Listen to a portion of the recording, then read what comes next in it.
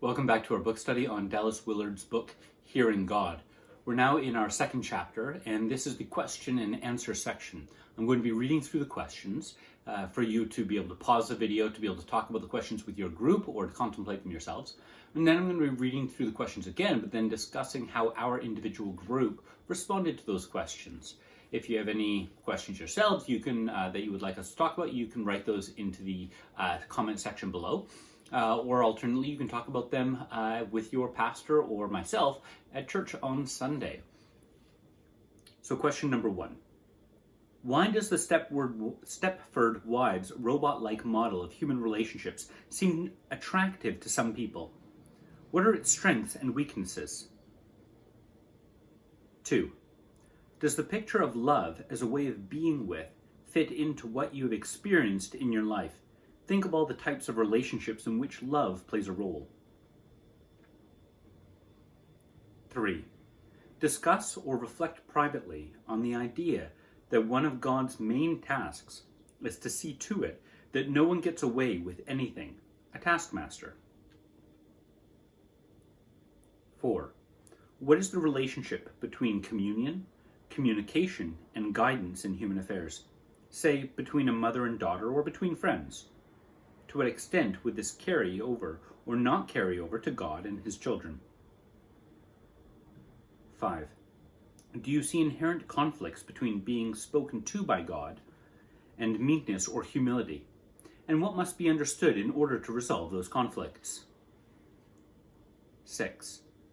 Which of the 3 general guidelines for hearing from God in this chapter helps clear up any questions or doubts or misunderstandings you may have had? My individual group's response to these questions was a bit varied by individuals, but I'll try and give you the summary of our discussion. So question 1. Why does the Stepford Wives robot-like model of human relationships seem attractive to some people? What are its strengths and weaknesses? It seemed attractive to our group, or to some people in our group, because it gave you an automated response. You knew the response before you asked the question in the relationship, or before you did something. Consequently, you didn't have any volatility in a relationship.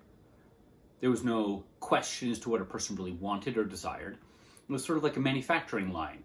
You have an input, and then you have an output, and it's a guaranteed output according to the input. And so that is somewhat attractive. It is efficient. It is effective.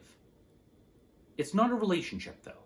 And that's its great weakness, is you don't have a relationship with a factory line, with a computer. Now, as AI gets better, of course, it will never be a true relationship, as the computer will always be an answer based upon the sum of humanity or the sum of its programmers, what it's able to research and then respond with. But that's not true creative ingenuity, as per a human has and is. Now, many of our responses as humans are also pre-generated based upon what we have learned is appropriate behavior to an input. But at the same time, it's still a person. Now, many people going forward with AI would say that we are splitting hairs, but it's what our group came up with. Humans, at this point, are still a creation of God that have the imprint of God, something of God in us that makes us special and unique from anything that even we create. Question 2. Does the picture of love as a way of being with fit into what you have experienced in your life? Think of all the types of relationships in which love plays a role. Being with. Being with implies an intimacy, and whether that's a sexual intimacy or a sense of soul partners or a piece of the vulnerability of yourself touching and being safe with another person. Well, that only happens in the relationships in which you have the truest depth of trust. Now, you can have sex with anybody. That doesn't necessarily mean you have been with, your soul has touched them and connected with them. That is something, that intimacy is something truly special. And it is love is the truest love, to trust somebody with yourself in that way, and it is love to handle with care the truest vulnerability of another person. Now, there are people in our world, of course, who do that automatically, i.e. vulnerable people. Whether they're vulnerable because of physical or mental ability, or whether they're vulnerable because of a just power discrepancy between you and them. If you have power over somebody, influence, pressure, then you are in the position to truly express love by taking care of someone and enabling them towards their best good and loving them towards their best good. And that is your enabling to be loving. Now, of course, you can abuse that or you can live into it, and that just depends upon you. So love plays a role in all relationships, because the nature of a relationship is to make yourself in some way vulnerable or dependent or connected to another individual. So how will you use that influence and power somebody has given you? Question 3. Discuss or reflect privately on the idea that one of God's main tasks is to see to it that no one gets away with anything. This is probably the question that our group had the biggest difficulty with in range of opinions. Because we sensed that it was one of God's main tasks to see to it that no one gets away with anything.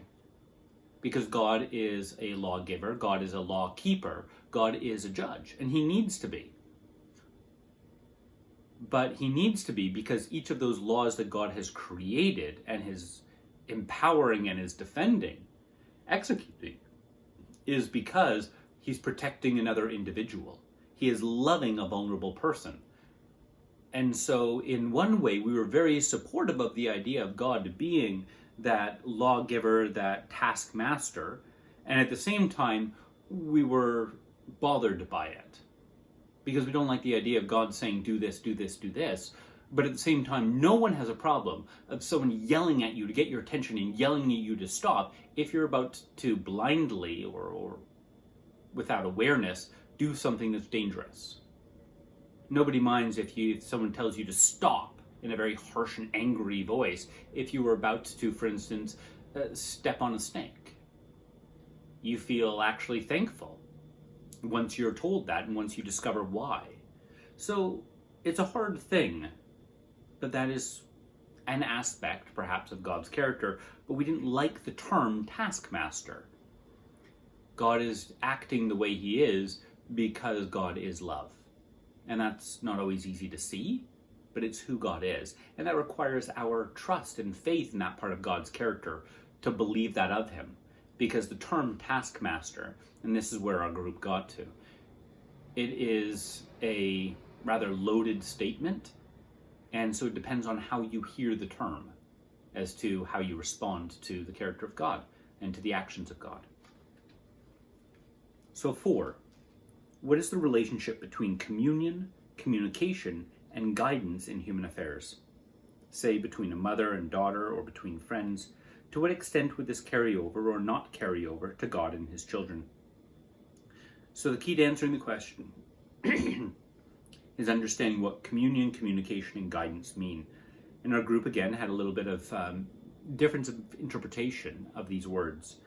And so communion was the relationship between the soul or the spirit of two people, that speaking to one another.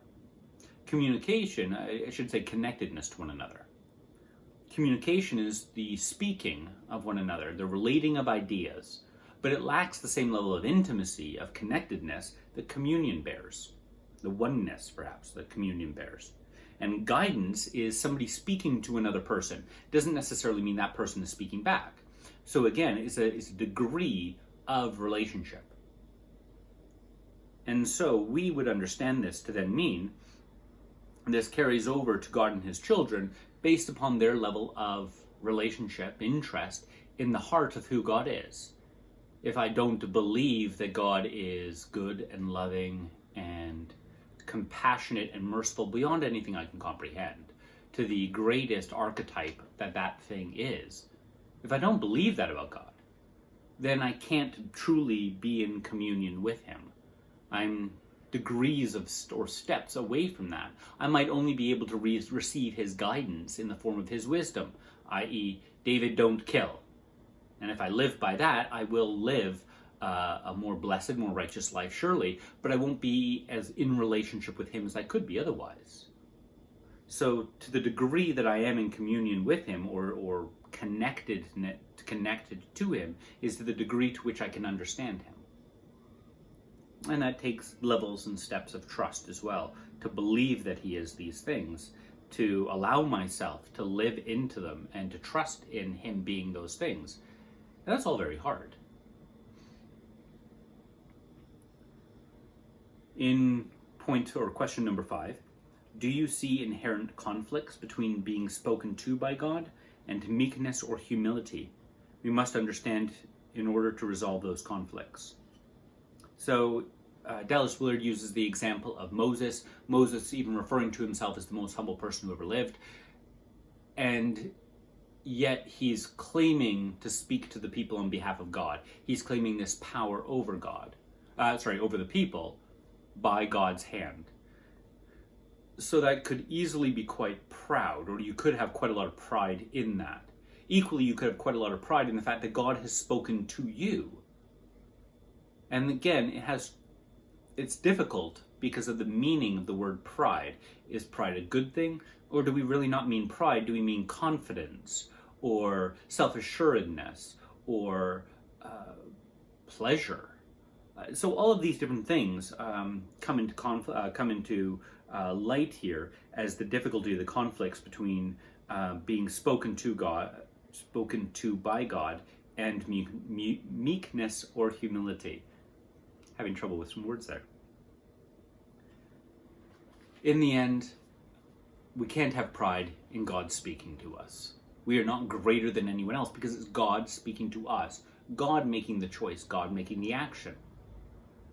And by God speaking to us, we must understand that we must be humble because of who God is.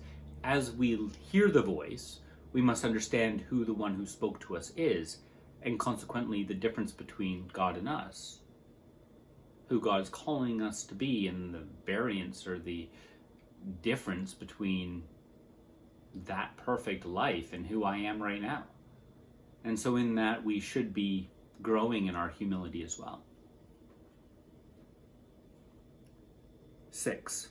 Which of the 3 general guidelines for hearing from God in this chapter helps clear up any questions or doubts or misunderstandings you may have had?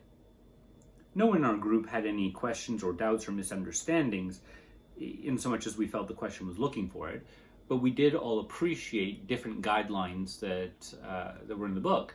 And so our group highlighted each of the 3 as something that was special to us. For myself, I do appreciate the idea that guideline number 2, mere humans can talk with God, and the idea that saints are ordinary people who lived extraordinary lives based on the choices they made and the things they chose to believe about God and then walk in them. And it's special to me because it gives me hope. It gives me hope both in myself and in those people around me, that nobody is too lost, too far gone, and also that God is calling all of us to a better world that he is making and actively making. So all of these things are wonderful. I hope the study helps you, and I hope you're encouraged by it. I encourage you to continue to follow along with our study with chapter 3 next week. God bless.